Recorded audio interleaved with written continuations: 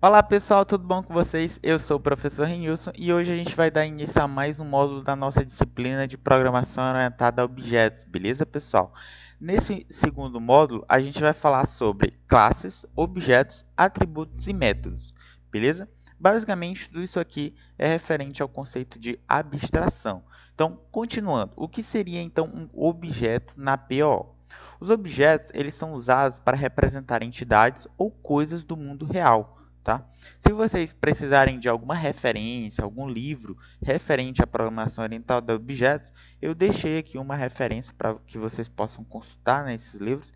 Ele tem na internet, tem disponível, vocês podem estudar por lá também, tá? Como se fosse um complemento a mais. Então, beleza. A gente já sabe que os objetos eles são entidades ou coisas do mundo real, beleza? Como, por exemplo, vamos trazer aqui uma engrenagem, que é um objeto, certo? Do mundo real, beleza? Essa engrenagem, ela tem atributos, certo? O que são esses atributos? Ora, um objeto ele sempre possui certas características que facilitam a sua identificação. Essas características elas são denominadas atributos. Então, para que a gente consiga dizer que aquele objeto é uma engrenagem, a gente olha para as características daquele objeto que garante que ela é de fato uma engrenagem, certo? Essas características a gente vai dar o nome de atributos, beleza? Então, quais que seriam então os atributos da engrenagem? Os atributos da engrenagem a gente pode dizer que são quantidade de dentes, o raio e até mesmo o material dessa engrenagem, correto? Todas essas características da engrenagem são chamados de atributos. Então, se a gente olhar aqui para ela, a gente tem aqui a quantidade de dentes, né, dessa engrenagem. A gente tem aqui o raio, que seria a dimensão dela, do centro dela até a parte externa, certo? Então, esse seria o raio dessa engrenagem. E também tem o material que ela é fabricada. Se ela é um tipo de aço, né? Se ela é feita de PLA, pode ser também uma engrenagem feita de PLA na impressora 3D. Pode ser tudo isso, né? Então, existe aí o material dessa engrenagem, beleza? Então, continuando, a gente tem os métodos, tá? As funções ou maneiras de fazer uma operação com o objeto são chamados de métodos. Então, olha só que bacana. Os objetos eles possuem também comportamentos, correto? Que representam ações que são executadas pelo objeto. Então, basicamente, os comportamentos, né, as ações que esse objeto realiza, são chamados de métodos, beleza? Então, vejamos. Para a engrenagem, a gente pode dizer o seguinte, olha, a engrenagem, ela consegue girar, certo? Então, a gente pode atribuir um método a essa engrenagem que se chama girar. Tranquilo? Basicamente isso. O que mais? Ela também pode mudar de sentido. Né? Em algumas aplicações que as engrenagens são realizadas, ela pode mudar de sentido. Né? Então, ela pode ir para o sentido horário, ou depois ela pode ir para o sentido anti-horário, certo?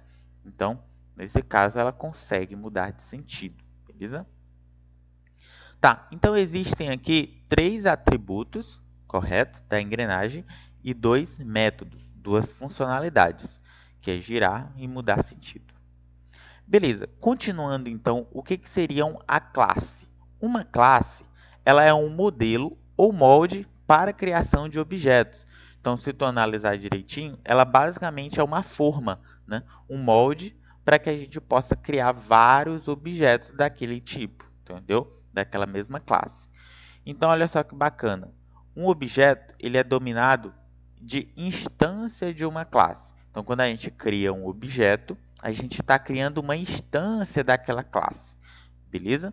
Então, basicamente, se a gente estiver criando uma engrenagem, a gente está criando uma engrenagem, né? Ou seja, está criando uma instância da classe engrenagem, tá bom? Então, reformulando, então, se a gente pegar todos esses conceitos aqui, né? Todos esses recursos, tanto os atributos como os métodos, e a gente criar um molde disso aqui, dessas características e desse método, a gente então vai ter uma engrenagem. Beleza, pessoal? Então, olha só que bacana. A gente tem aqui então um molde que cria esse objeto. Ou seja, existem inúmeras engrenagens, né? Existem vários tipos de engrenagem, mas a gente consegue conceituar um objeto engrenagem contendo essas informações aqui. Ela vai conter a quantidade de dentes, então a engrenagem ela pode ter 10, 15, 20, 30, 40, 50 dentes. Ela vai ter um raio, né? Ela pode ser grande, ela pode ser pequena, ela pode ter um raio aí mediano, entendeu? De 10 centímetros, 1 milímetro, né? Depende aí da engrenagem que tu esteja construindo. Mas de qualquer forma, ela ainda continua sendo uma engrenagem. Além disso, ela vai ter um material, então ela tem um material a ser fabricado, ela pode girar e pode mudar de sentido, né? Todas essas informações aqui são colocadas dentro de um molde. A partir do momento que eu crio um objeto com esse molde, eu crio um objeto com todas essas informações aqui, tá bom? Todas essas informações aqui são criadas dentro do objeto. E aí, quando a gente cria um objeto, a gente tem uma instância daquela classe. Beleza? Então, basicamente, eu coloquei aqui essas informações, tá bom? As informações da nossa classe engrenagem, né? Tá aqui o nosso molde, beleza?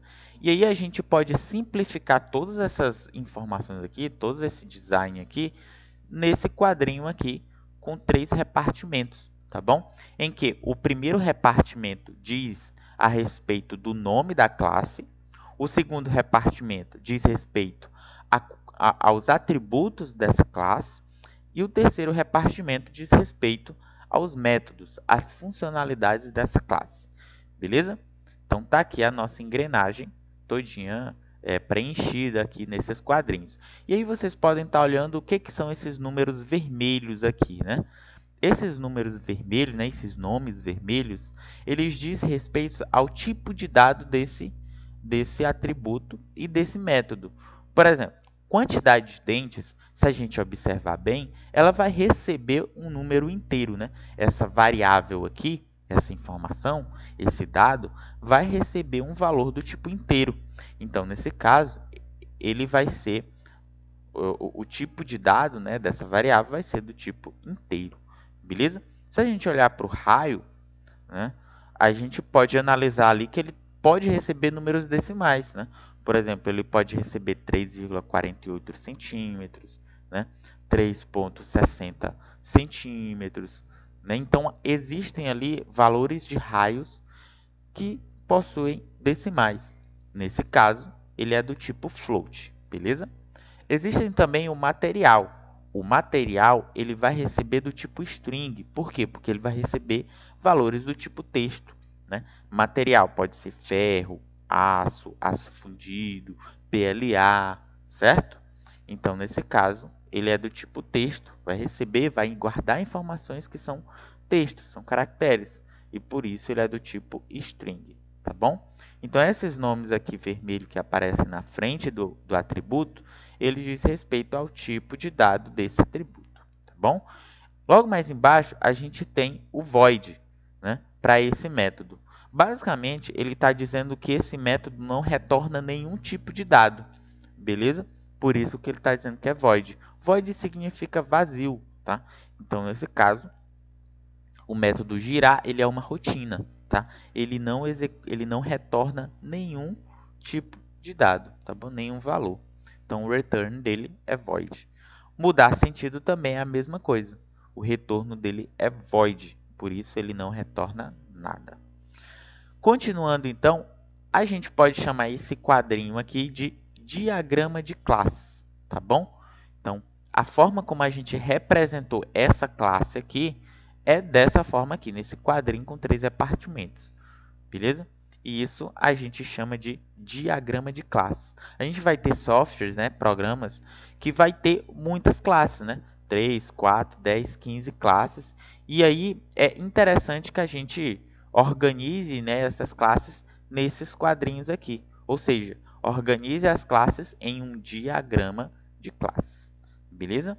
Então, nas próximas videoaulas, né, nas próximas aulas desse curso aqui, a gente vai organizar, né, vai representar as engrenagens, aliás, as classes, tá? dessa forma aqui, tá? Em um diagrama de classes. Então, continuando, se vocês quiserem aprofundar ainda mais nos diagramas de classe, a gente chama esse tópico de UML, tá bom? Então, se vocês derem uma pesquisada aí, vocês vão identificar esse tópico de criar diagramas de classes, tá? Como sendo o UML, né?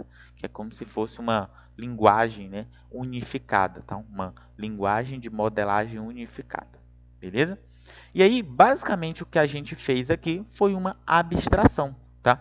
Basicamente, a gente pegou um objeto da vida real, tá? Uma coisa da vida real, uma entidade, que foi uma engrenagem, certo? E abstraiu as informações mais importantes desse objeto. A gente abstraiu as características principais dele, as características que quando eu olho para esse objeto, eu identifico, né, que ele de fato é aquele objeto, é uma engrenagem. Quais que foram essas características que identifica que esse objeto é uma engrenagem, né? Ou seja, essa entidade identifica que essa entidade é uma engrenagem. A quantidade de dentes dela, o raio, né, a dimensão dela, o material que ela é fabricado, beleza? As funcionalidades desse objeto. Ele pode girar, pode mudar de sentido, beleza? Então, essas características, elas foram abstraídas, elas foram absorvidas e colocadas no nosso programa só as partes mais importantes, beleza? Então, esse é o conceito de abstração, tá? Na programação orientada a objeto, a gente entende por abstração, basicamente, na prática, isso. Tá? De abstrair as informações mais importantes de uma entidade e torná-lo ela uma classe, tá? Dentro do nosso software. Tá? Nas próximas aulas a gente vai entender exatamente como é que é isso na prática. Beleza, pessoal? Então, até mais!